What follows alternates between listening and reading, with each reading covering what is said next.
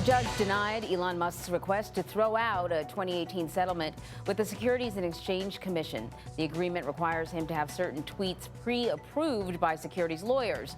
It was enacted when Musk tweeted false information about his company, Tesla, misleading investors. Now, this, of course, comes as Musk reaches a deal to buy the social media platform for $44 billion.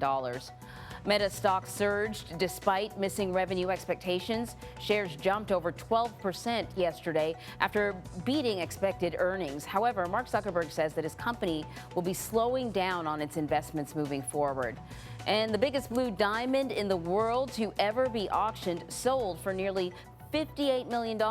That's one of the highest prices for any diamond on the open market. A bidding war over the gem took place over 8 minutes at a Hong Kong auction house. Ahead of the auction, it was estimated to sell for $48 million. 40% of gas in Europe is supplied by Russia, and Russia is now following through with a threat made against countries who don't pay for the commodities in rubles. Moscow has halted the pipelines to Poland and Bulgaria. So with more on that, we want to bring in Martin Vladimirov. He is joining us now. He's the Director of Energy and Climate Program from the Center for the Study of Democracy in Bulgaria. So thank you so much for joining us. So it seems that Vladimir Putin is choosing to make an example of Poland and Bulgaria. But these two countries are in different positions when it comes to their preparation for this sort of thing. What is the status of Poland when it comes to being cut off from Russian natural gas? And what's the status for Bulgaria? Good morning to you too, and thank you for having me. Look, what Russia did to Poland and Bulgaria is really what I call a special gas operation. And it is not directed only at Bulgaria and Poland, but it aims to undermine Europe's unity on energy security and diversification. And it really shows that Russia is not distracted by its war effort in Ukraine and continues using all the instruments of the Kremlin playbook to maintain its economic influence on Europe in general. So Poland is more secure in the sense that it doesn't rely solely on Russia for its natural gas consumption.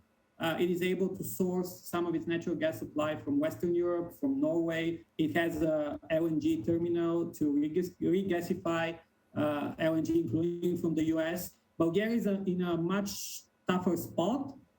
It basically depends for 94% of its consumption on Russia and is facing a difficult period ahead. It is putting a brave face, saying that basically the consumption is guaranteed for the next month or so. But there is a lot of homework to be done by the Bulgarian government, including finding alternative suppliers from the US, Qatar, Algeria, etc.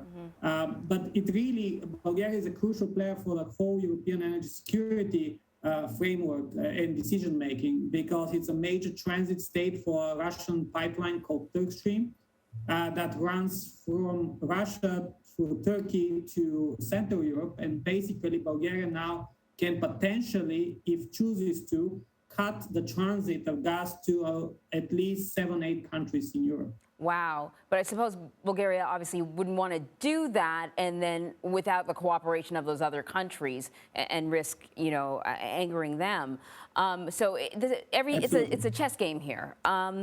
What does the situation in Poland and Bulgaria mean in a wider European energy and climate security context?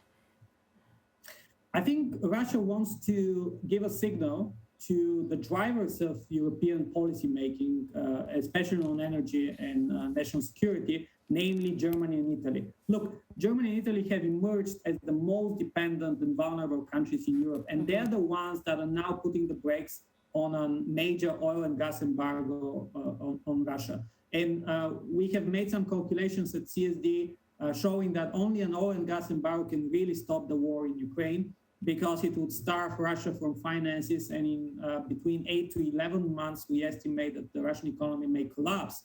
But Germany and Italy have declined to support such actions on EU level. And paradoxically, for the first time in a long while, Central and Eastern European countries, which are very dependent on Russia and where Russian influence is very strong, are the ones driving the EU into more assertive and more aggressive action in countering Russian aggression in Ukraine and across Europe.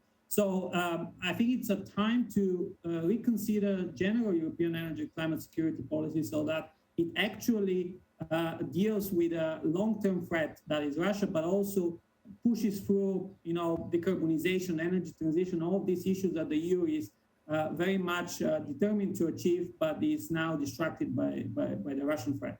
Yeah, perhaps the grand irony of this move will be that more and more countries will accelerate their push towards energy independence, or at least moving away from Russian products. Martin Vladimirov, thank you so much. Thank you.